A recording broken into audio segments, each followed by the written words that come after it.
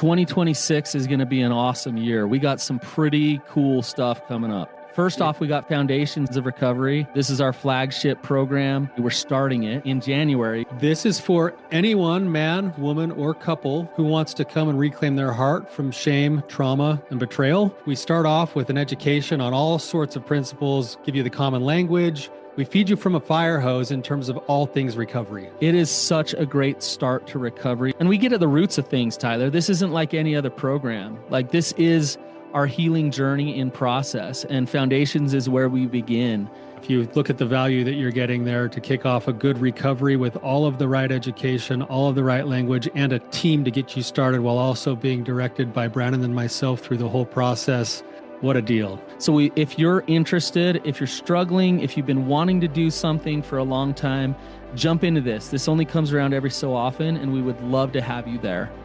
Click the link in the description to sign up for it. And to make it even sweeter, we're also including a raffle for a free pass to the Radiant Dawn retreat. Anyone who signs up for Foundations will be added to the raffle for that free Radiant Dawn pass. If you're a man and you sign up for Foundations, your name still gets entered, and you can give that pass away if you win it to any woman that you want to. So what you're saying, Tyler, is if you sign up and participate in Foundations, you could possibly go to Radiant Dawn for free? That's exactly what I'm saying, which is crazy because Foundations by itself is already an insane value. Man, I sound so salesy. But it actually is awesome. So come to Foundations. And even if you don't come to Foundations, sign up for Radiant Dawn. It's beyond therapy, the best healing experiences that you can have. Click the link below and come join us. I blew up my family for my affair partner. Now what? Welcome to the Therapy Brothers podcast. I'm Brannon. I'm Tyler. We're brothers. We're therapists. And we know recovery. Bring your stories, your questions, your successes with real recovery.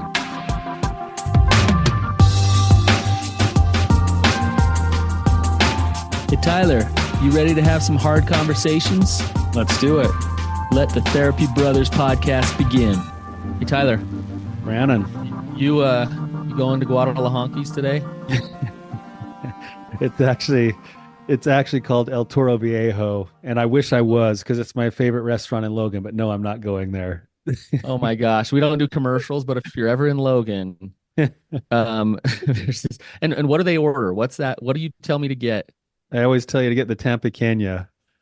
The Tampa Kenya I call it Guadalajara because I forgot what it was called, but it's El Toro Viejo. Yeah. In Logan. Yeah, you won't regret it if you like Mexican food. Every time Brannon comes up, I think sometimes Brannon is the only way I can get him to come to Logan to hang out with me or do any projects or work is I promise to take him to El Toro Viejo, and then he's like, "All right, I'll be there tomorrow." I love me some Mexican food. It's a really good place. It's my best. favorite place in town. Logan's not known for its food choices, but that's a good one, and it could stand up in any place where there are good food choices. Yeah, I agree. So, nothing better than eating Mexican with my bro. So, yeah, try to make that happen. But okay, well, we have a guest on the show today. We're excited to have her. So, Samantha, welcome to the show. Thank you. If you could just give us some background, tell us what's going on, and give us some context, and we'll just go from there. Sure. So I've been married almost 20 years. I grew up as an only child with a single mom, and my dad basically left when I was 1, and he had some infidelity going on. But he always remained a part of my life growing up. And my mom raised me on her own, but he lived in a different state. So he would come and visit us every other weekend, and he would actually stay with us. And so for me, that was normal, and it wasn't a big deal, and everything was good. And I feel like I had a really good childhood, and she provided well for me. And he was, involved over the phone basically a lot. And I visited with him on school breaks and things. And so that was my childhood. Was raised in a very Christian home, very strong morals, which I held dear for my entire life.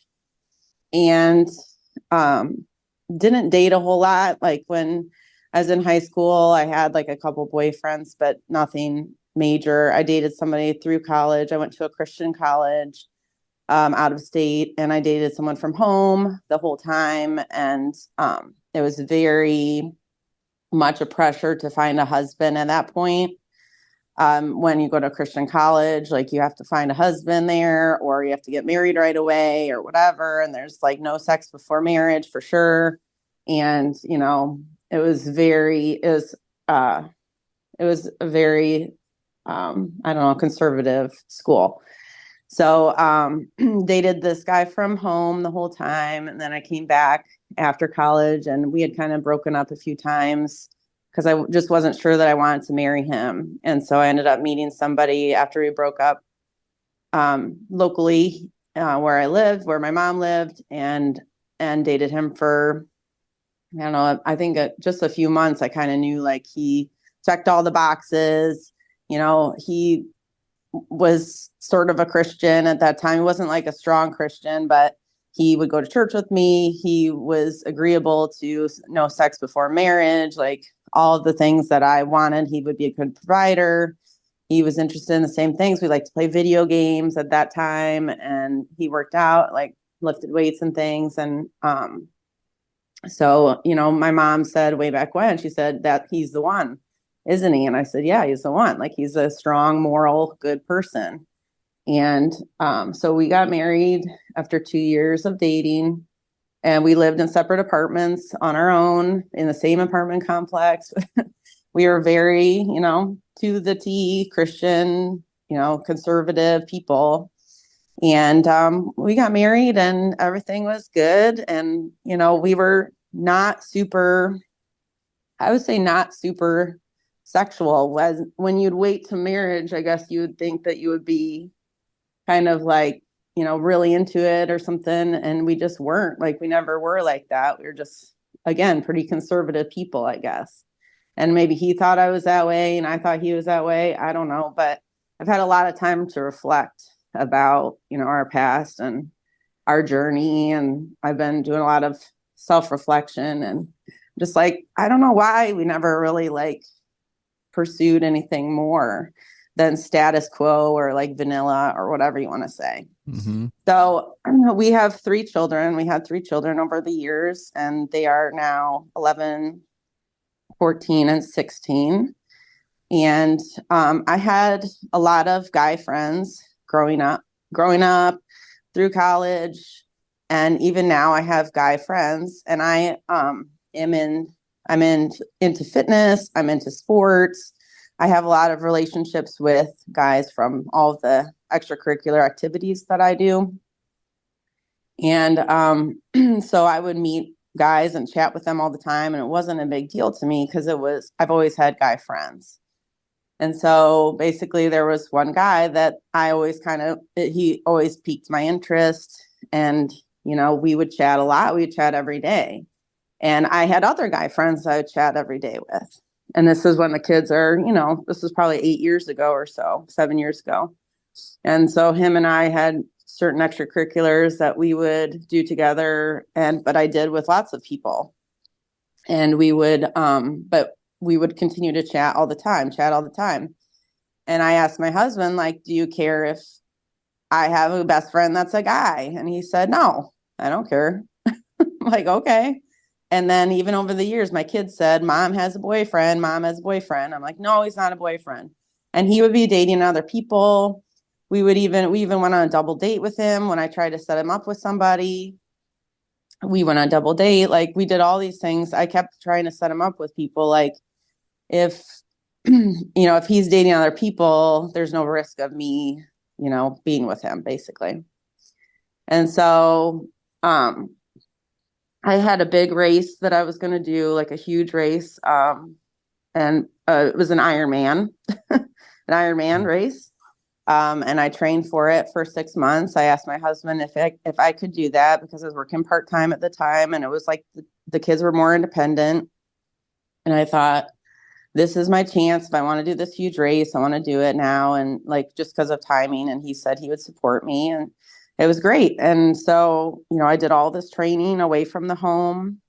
He was supportive of me in that way. The other person I'm talking about, he would kind of coach me virtually, like get out there, go ride, go do this, whatever.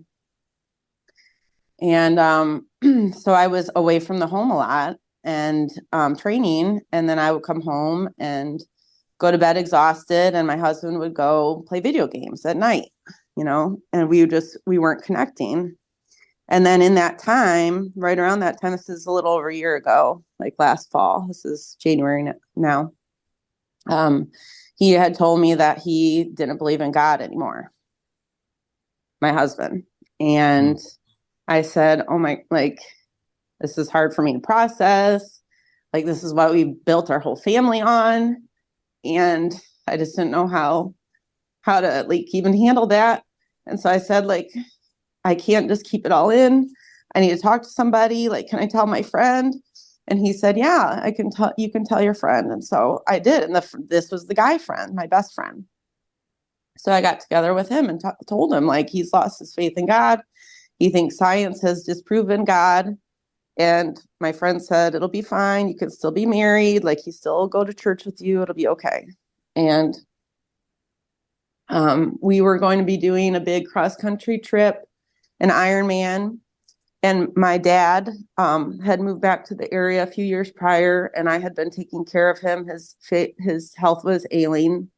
He was in a nursing home, and he ended up passing away the day that I was supposed to do a 100-mile bike ride, like my biggest one of training. And so he passed away. And I basically had to do the funeral, mourn my dad, move his stuff out, go on a cross-country trip, do the Ironman. And then my best friend told me he loved me, like all within like 3 weeks of each other. Mm. And so in the eulogy, in the funeral, this was before he said he loved me. We, even my husband mentioned him, like, my dad would talk about him.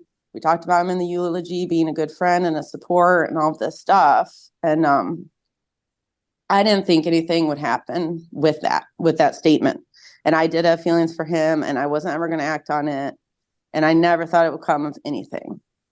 Anything would ever come of it, because I did love my husband. I love my family. And, I didn't think I could ever do anything to hurt that. And I never thought that I would. And so obviously you can see where this is going, where I didn't handle it well. We went cross country. I did the Ironman, went cross country. I talked to the other guy the whole time, virtually on the phone. And, and I think my family knew I was talking to him, because it wasn't abnormal at all, like, to talk to him.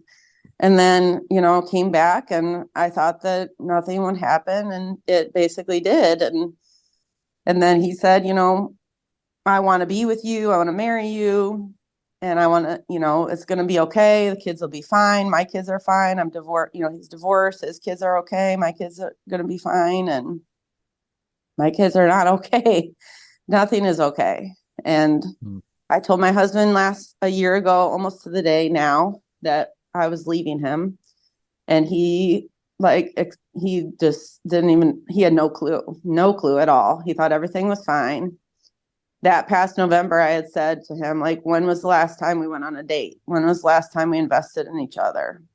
And he didn't have an answer, because whenever we go out, we go with couples, or we would, go with the kids. Like, we didn't have any way of just connecting, him and I. And so I basically threw down a bombshell at that time. And, the other guy was my best friend, and he made me very happy in every way. He checked all the boxes that I needed then at that time, like all my interests, all my extracurriculars, all the things he did as a person, and how he treated me. It was all perfect, except for the fact that it was me leaving everything I loved and knew to be with him. Mm-hmm. And so we went to couples counseling. My husband and I went to couples counseling last year for about 8 weeks. And I blocked the other guy for 10 days. This is the longest I made it. I would block him over and over and try to just focus on my husband, and never, it just killed me inside, because he was my emotional support. He was my best friend. And basically I ended up unblocking him, and the counselor said, like, you're the worst person I've ever met in my entire life, and you guys need to get divorced. And I was like, well, that sucks. Like, I'm not that person that you think I am. And so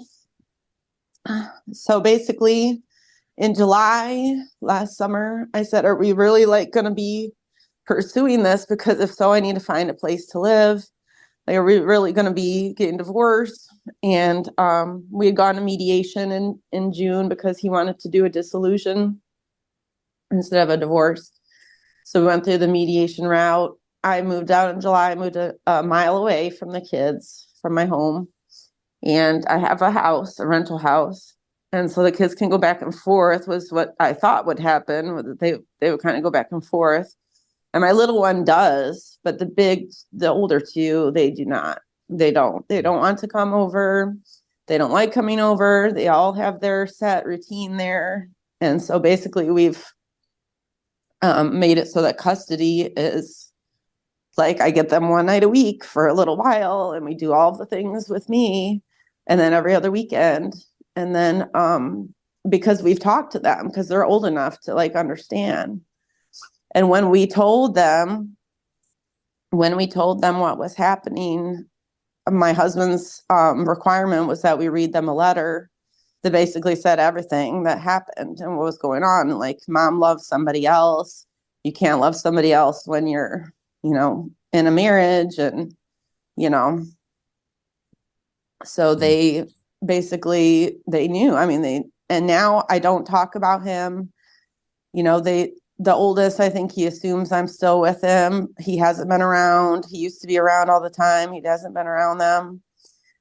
I'm trying to rebuild trust with them and just try to move forward. And we're all going to counseling individually still.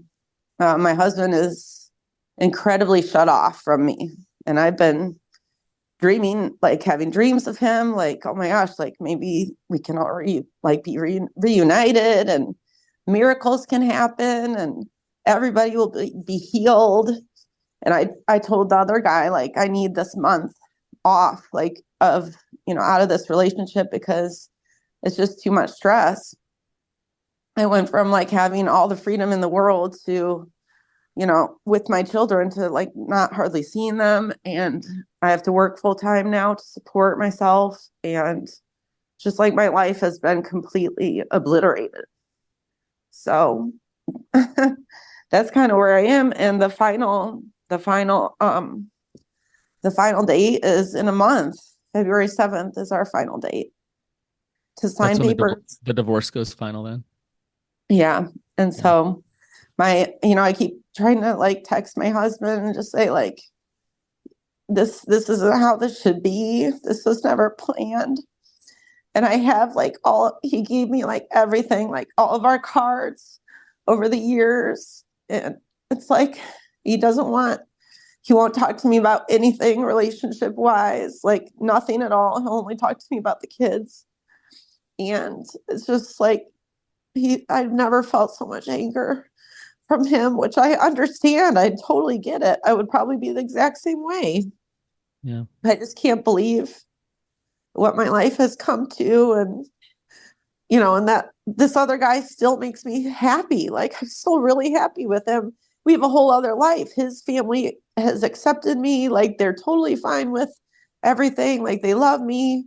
They love that he's happy. And then on the other side, my mom hates him. My husband hates him. My kids hate him. The people that really know absolutely hate him. And I don't even know what my husband is doing. Like, he doesn't really know what I'm doing. Like, it's a total mess. And it's like, when I think things are at their worst, it gets even worse. Like my son will say, I wish you would just come see us for 2 hours, like once a month, and that would be enough. That kind of stuff comes out of him. And then other times, like, they were here the entire Christmas break, and it was wonderful and everything was great and it was almost normal. But that's like the first little taste of maybe we'll get through this that I've seen. Like, the rest has been pretty darn bad. And I do see them at activities. I take them to all these things. I mean, I've been running myself ragged, just trying to prove that I'm still their mother. Like I'm taking them to charity work. I take them to church, but it's like, it's just not enough. Like I need to be a mom to them, not like a carpool driver. So, Samantha, what you sound pretty conflicted, and Yeah. I just want to ask you, like, what do you want?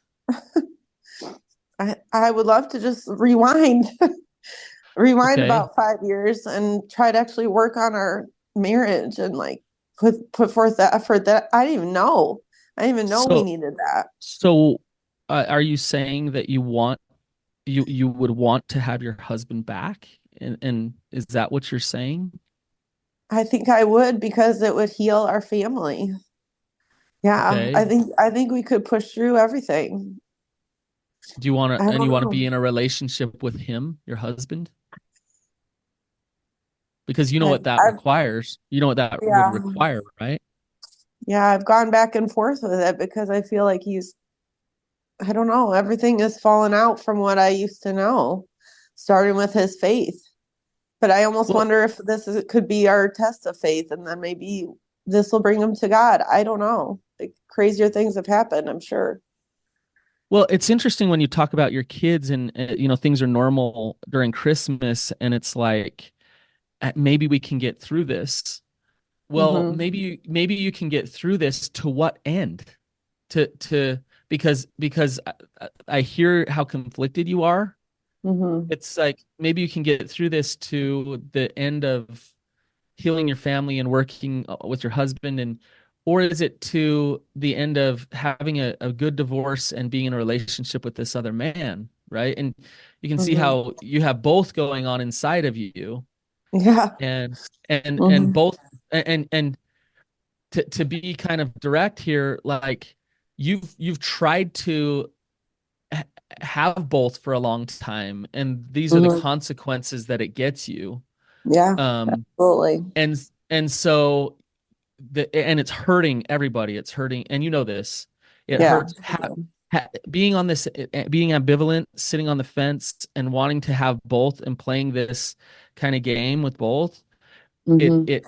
There's repercussions beyond just the guilt that you feel and Mm-hmm. the feelings that you're feeling. Mm-hmm. And so one way or the other, you're going to have to step into some pain. All Yes. right. Yeah. Um, so Tyler, thoughts? Yeah. Oh man, I got so many thoughts and a whole bunch of feelings running through me. Let me see if I can try to organize them for a second.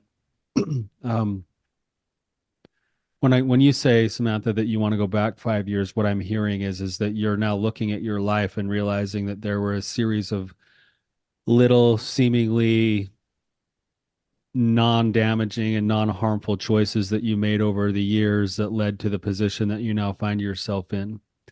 Yeah. And you wish you could go back with the knowledge you have now and make a different set of choices. Is that Yes. right? Yeah. Yeah, I Hmm. would. Yeah. Mm-hmm. And if you could, which we can't, but if you could, what choices would you make? What would be different? I would have put up boundaries, which I found I don't have. I really don't feel like I have boundaries that are healthy for a marriage, like as far as keeping out people who might have an interest or maybe not forming a best friendship with the opposite sex and investing in my husband and not in other people because I gave of myself so much to everybody else except for him. You know, I Yeah. gave to my kids, I gave to my neighbors. I was the one shoveling people's walks and doing all the extra stuff, but him and I were not connecting, not at all. Like, and I Yeah. told him even more than a year ago, I feel like I'm pulling away from you emotionally. I told him that. And then our kids came in and interrupted, and we never revisited that conversation. And he just said, "You don't need to do that." And I said, "I feel like I am." Yeah. That was before everything. Yeah. Okay. So Mm-hmm. with that, the hindsight is 2020, but what you found is that over time, it sounds like you gave in on your own values too, which is also puts your heart at war. It makes your decision making process more clouded. It leaves you justifying certain other behaviors to try to justify why and how you can make those other choices. So you're saying, if I could have done it over again, I would have seen this. I would have been more boundaried. I would have put more time and energy into my marriage rather Mm-hmm. than outside of my marriage where it all went to. And Mm-hmm. and then I wouldn't be sitting in this mess that I'm in right now, where emotionally I'm conflicted, Mm-hmm. spiritually I'm conflicted, Mm-hmm. relationally I'm conflicted, Yeah. all of this stuff. Like, um, so I'm having this thought, and this is I so appreciate you coming on here because it takes a ton of courage to be on a show like this, sharing your Absolutely. story.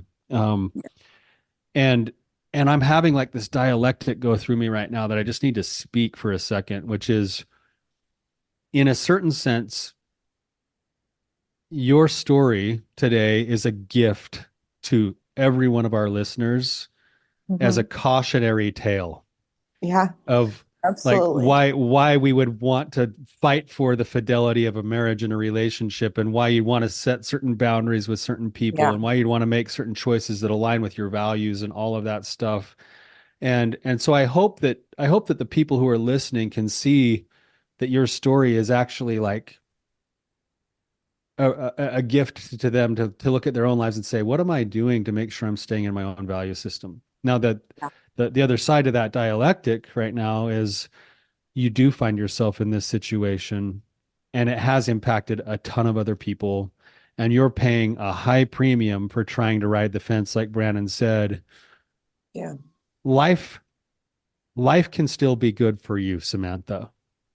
Like there's going to be a ton of work, there's going to be some choice into which kinds of pain I'm going to need to choose into, but Mm-hmm. you can still have, I don't know how it ends, and I don't know Mm-hmm. which direction it goes for you, but you can still have a good life ahead of you too. Like it's not all is lost either. Like both of those things are true at the same time. I feel like sometimes I feel like that, like my life is over. Like I've lost my kids.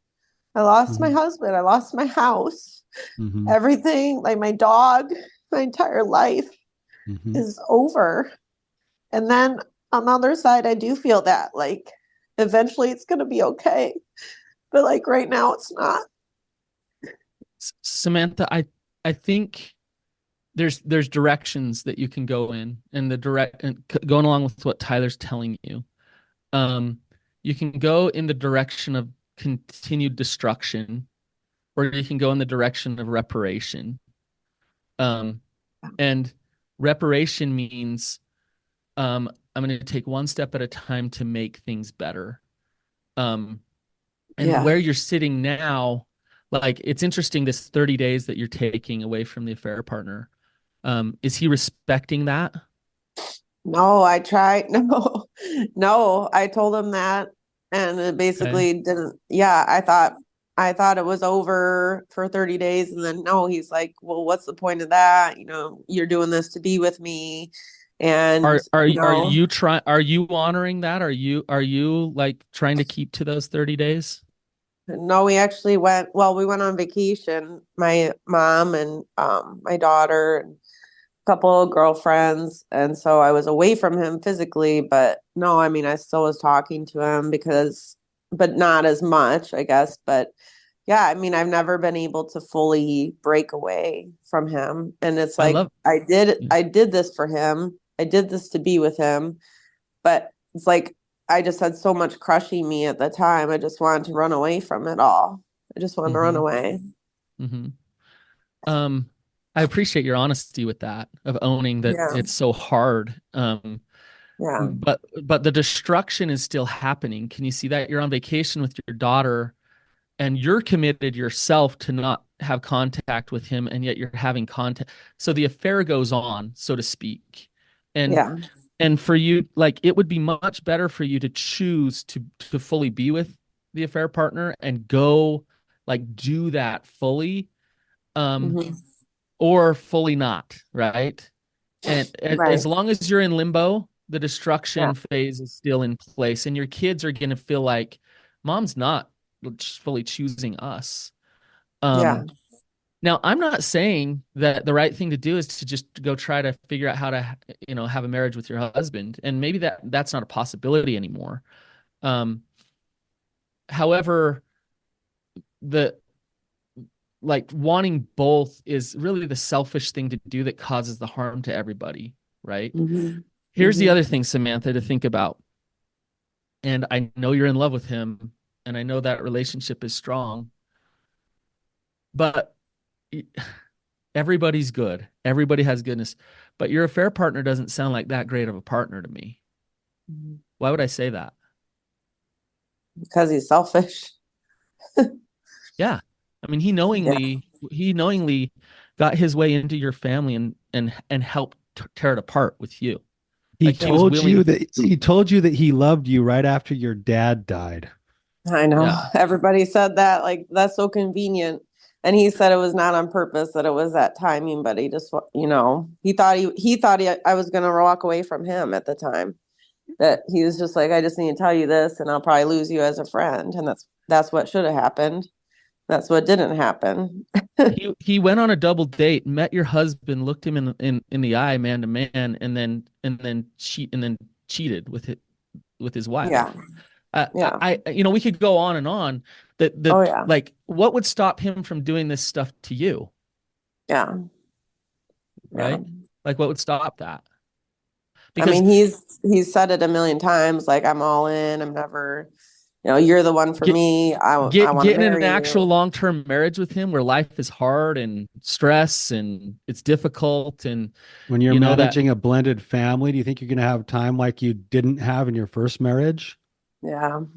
Right. And now he's at the No. gym, meeting the next woman there. I'm not saying for sure that would happen, but Mm-hmm. he's demonstrated that he is willing to cross those lines.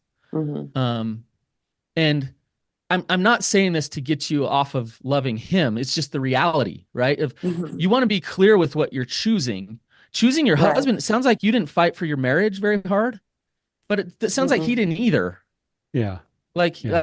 come on, like you're connecting with other men. He's like, yeah, whatever, go for He it. was he was just being a Yeah. Mr. Nice Guy, like whatever you want for happiness. I'll work full time while you go play pickleball with your lover.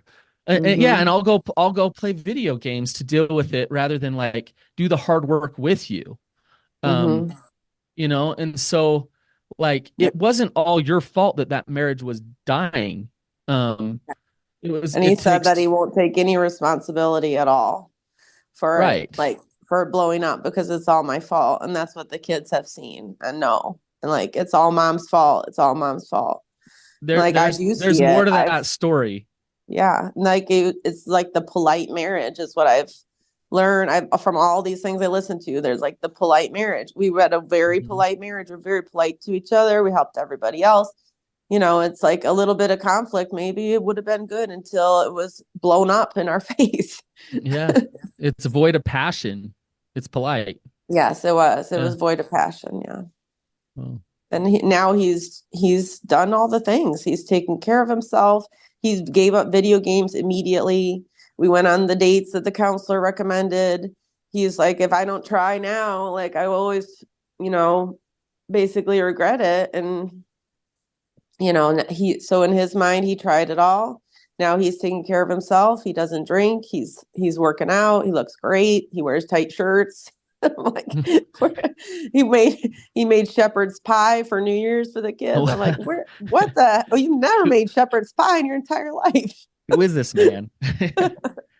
So, I mean, I give him credit, and I do agree. This can be a testimony to everybody else too. That, I mean, if I help one couple, I would be very happy, because I mean, I did everything wrong. Everything that I see now, I'm like, oh my gosh, like, why didn't I say like something along the line? And I sort of did. I gave him hints along the way several times, but he didn't really take it seriously, I guess, at the time.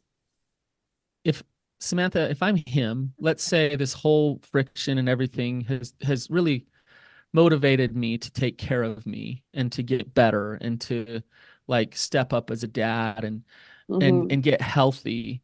Mm-hmm. If I'm getting healthy emotionally and spiritually and physically, then I'm less likely to go back to a spouse who is still in a relationship Mm-hmm. with an affair partner.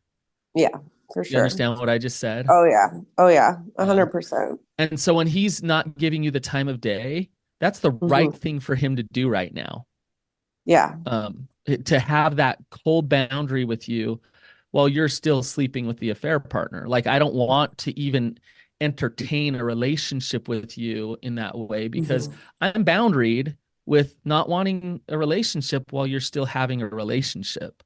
Right. Um, right. So that part of you that wants a chance with him, like Hmm. he shouldn't give you that chance Right. right now. Right. Like he shouldn't. So for you to say like, oh, like what do I have to do? You know what you have to do to actually go Mhm. for that, Yeah. right? How does that make you feel?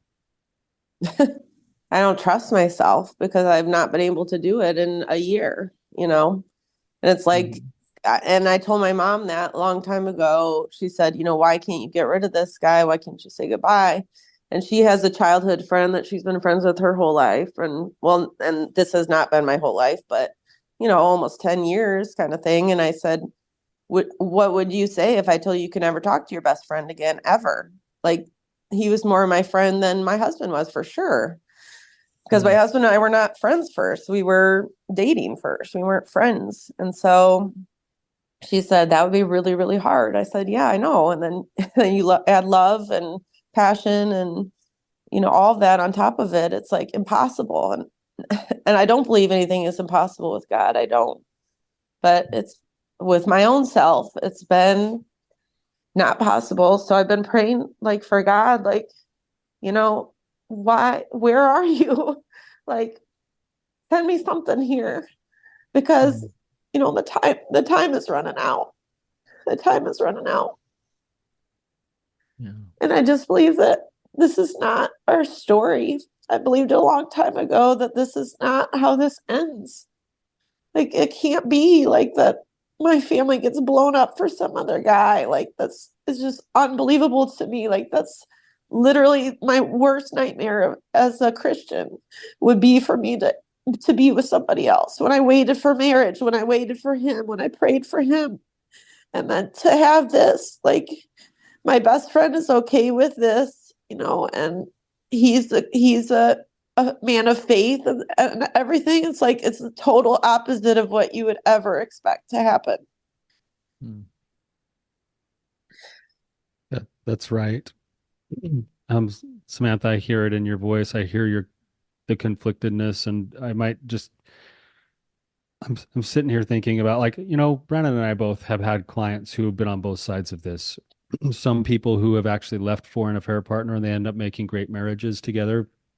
It always comes with a cost, but they Yeah. figure out a good life and it works. Some people go back and they try to repair that relationship and they do all of the hard, gritty work to try to repair a relationship that was kind of on life support, and that's hard work.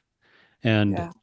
and the hard part about both of these things in front of you is that you have no guarantees either way, No. right? Your best friend, your best friend just worked really hard to break up your marriage.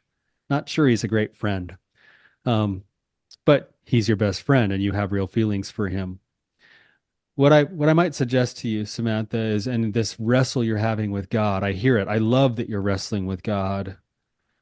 I think you're wrestling with God for him to provide an outcome for you rather than wrestling with God for you to have peace with your soul. Yeah. And and I feel like, as I'm hearing you talk, I would love it if there was a magic like thing that could happen and tomorrow morning you woke up and you could not cling to either outcome. And the only thing you had in front of you was, what do I need to get my heart straight with God? Yeah. And I imagine it would have principles like openness, honesty, accountability, humility, speaking it out loud like you're doing right now, stepping into some hard decisions, boundaries, choice for Samantha's heart to get aligned with her values again. You're Hmm. living outside of your values and you're going to be in personal hell until you align yourself with your values. Hmm. Yeah. What do you think of that, Samantha? I think that's spot on. Yeah. Yeah. Because right now it's not. I mean, I can't tell my kids I've always valued my morals and everything that I've done. Like, wait till marriage, don't smoke, don't do drugs, all that, like, that I always did. And I never had done anything wrong, like, in my whole life until I did something horribly wrong, and it's like, I can't tell them how to live when I'm living how they it's a total conflict in their minds too. Like, why does mom say one thing and she's doing a whole other thing?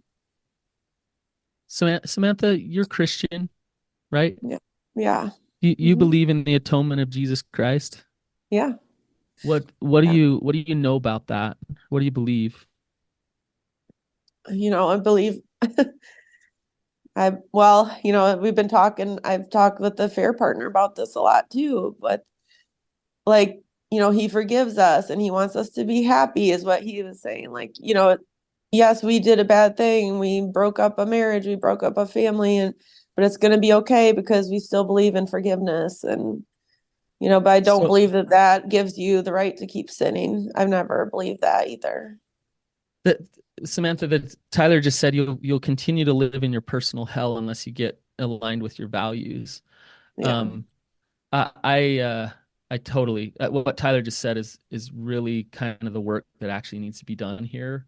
Hmm. Um, that personal hell is not punishment; it's God fighting for you because your sins have been atoned for. You can be forgiven again and again and again and again, and you can find Hmm. peace and healing and wholeness completely, absolutely again. But as long as you continue to break down those values every day and you're living in that, you won't know how that actually feels. And you won't accept fully that atoning sacrifice, I believe, not to get too Hmm. preachy. Um, Hmm. and so it is about you getting clear with and don't should on yourself. Like stop and get really clear with what direction God is telling you to go here. But Hmm. go in a direction. Yeah. Um, right. Um, The direction, Brannon doesn't mean pick a man. Brannon Hmm. means pick a direction. yeah, Hmm. you might end up single from both of them, and you spend Hmm. a couple years just working on yourself. Um, Hmm. the other thing that comes up for me is your dad was unfaithful when you were young. Your parents Yeah, got divorced. So like there's generational patterns going it on is. here that's Yeah. inside of you. So there's some work to do.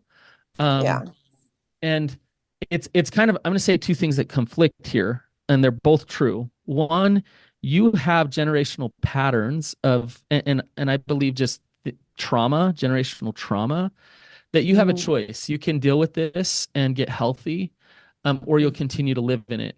Um, Hmm. so in some ways, you're just kind of acting out in a way what was kind of happened to you, you know. Hmm. And the second piece is you're not just a victim to this. The beauty of this is you kind of come across as like, what do I do? I don't want this in my life. Samantha, you have power. You Hmm. have power of choice to actually step in to make these decisions. That's on you. That's up to Hmm. you right now. And it's hard either direction. It's difficult.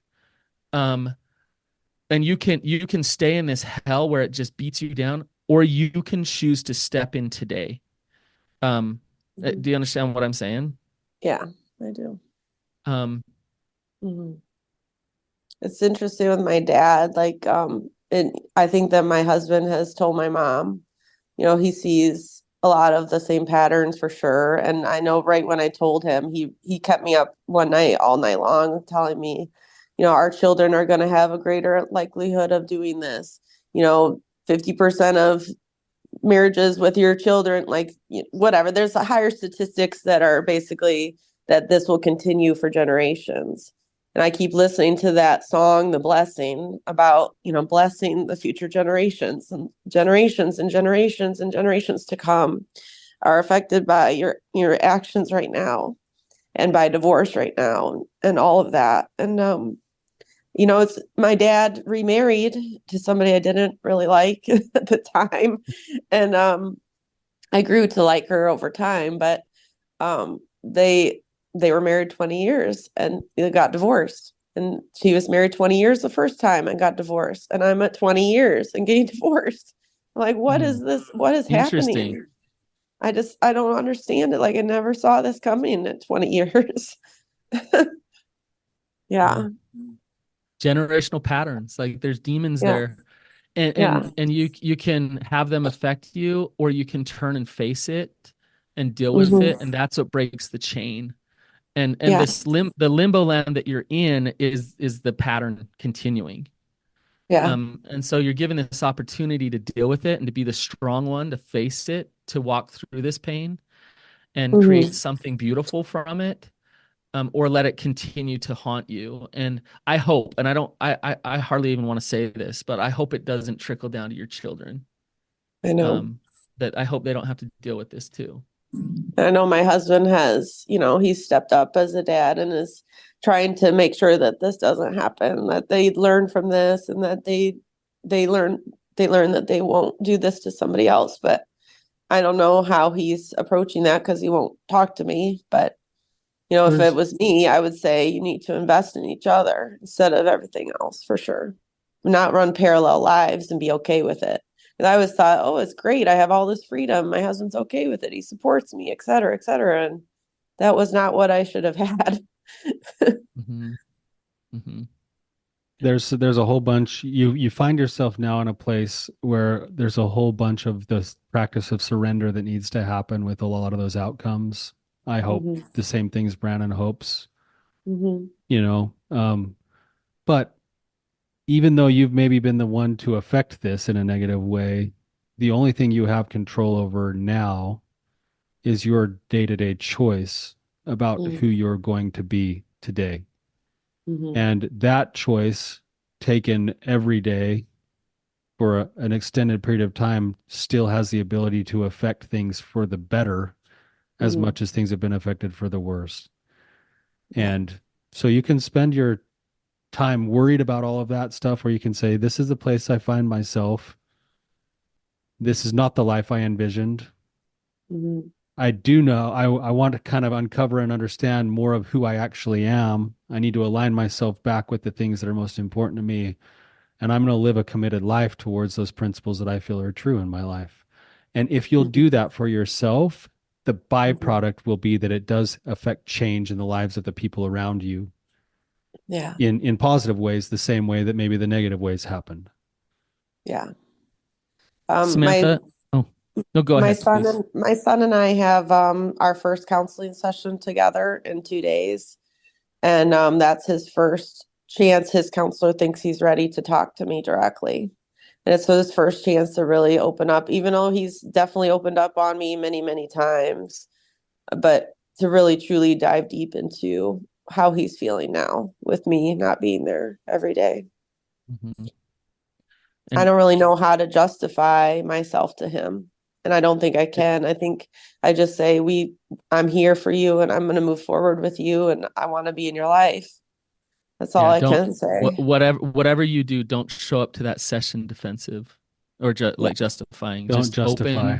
open, listening to his pain. He's grieving, right? Um, So, Samantha, you know what's interesting is, did you run that Iron Man? I did it. Yeah. You did Hmm. it. You did a freaking Iron Man. He did I an did. Ironman. I did. Okay. Yeah. So I, from what I know, Ironmans aren't easy, Right. right? Right. So you can do some pretty hard things, and Yeah. the process of training and getting yourself to that finish line, I imagine requires some things. Um, to to just go out on your own and like jog one day and be like, yeah, I'm just gonna keep doing this till I run an Ironman. Probably isn't how it works, right? Right. That's right. How, so how does it work? Give me just a little bit. Well, that's why, like, when I decided I had done some half Ironmans and some little triathlons and things, and I wanted to go all the way, and I've always been a determined person. And my husband actually brought that up too through the process of this. Like, you don't give up on things. Why are you giving up on this? Like, why would you give Mhm. up? And now he's done. So I'm like, I still have that hope.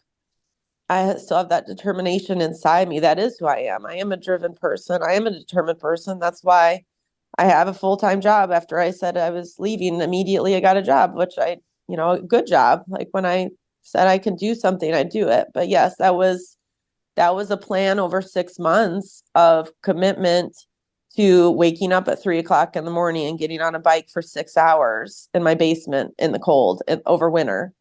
And, going into the pool when it's freezing cold outside and having wet hair and destroying my body and trying to fix it and still keep going. And like, it was insanely hard. I never was an athlete growing up. I was not into that. I played piano. I was in marching band, I was not athletic. And this was a huge, huge bucket list item. And I would do it again. I would absolutely do it again if I could find the time. But So, I did it all so Samantha, I could be there for my kids, train during the day. Yeah. Samantha, I want you to kind of compare and contrast here for just a second. The fight you have ahead of you is what Tyler said. It's not to get your family back and to get your husband back. The fight you have ahead of you is to know thyself, is to be strong and confident and in your alignment with God. That's the fight you have ahead of you. And and you've gotten yourself to a place where it's going to be a painful process to get back in alignment. Um, just like an Ironman, doing your own trauma work. When you run an Ironman, you have a process, you have a training schedule. You have to do painful things. You have to do hard things. You have to do them consistently again and again. You probably have a support system that helps you get motivated to go to the pool that day. You stay the course even when it's most difficult. And you want to hit that finish line. That's the goal. But when you go out and you do that one run that day or that one swim or whatever, you don't know for sure that you're going to get there, but you just do it. You do what you need to do today in that process. Do you see what I'm getting at here? Yeah, for sure. Okay. Breaking it down, like instead of all these big, scary goals, like just taking it one step at a time. With accountability, with a process, with surrender, not knowing exactly that you're going to get to the outcome that you want. But you're going to work today to do what you need to do today and right now, Samantha, in many ways, you're working today to create what you don't want. If we're using the Ironman analogy, it's like you're eating junk food all day, hoping that you're going to run an Ironman. You got to get rid of the junk food, then start on the process, right? Yeah. So, yeah, for sure. You can do hard things. This will be harder than the Ironman, probably. It is. It has been. It has been. But the process itself is what's going to yield a beautiful result. I happen to believe that even when we find ourselves in a mess, there is something or someone bigger than us. I believe it's Christ, but they can take anything we're in and it can still end up beautiful. It's just a matter of full surrender back to the truth. So, I know we're just about out of time, Samantha. Any last thoughts today? I guess like with my husband, with faith, I just wonder, like, I believe spiritual attack is real. I believe like this absolutely could be, the devil working his way into our family. And it started with losing faith with one person. And then, my basically giving of myself to somebody else. And it's on and on and on. It's been a trickle down effect. I do believe that spiritual attack is real, and I'm seeing it in my family. Absolutely. And I don't want it. I don't want it. Yeah. So yeah, that's where I'm at. Don't allow it, Samantha. Don't accept it. Fight like hell against that spiritual attack and do what you need to do to not allow it. And you might need some help. You might need some direction. You might need some support in order to withstand it, because it'll keep coming. It'll double down when you really start down a certain process. The pain, the grief, the second guessing, all that stuff's going to come up. And so for you to fortify yourself to walk through that process is important. Yeah. Thank you. I agree. Thank you, Samantha, for your willingness to come on. Thank you to our listeners for being willing to be a holding space for these stories. Hopefully they're impactful for you too. And you guys have an awesome week. Awesome. Thanks guys. We'll see you.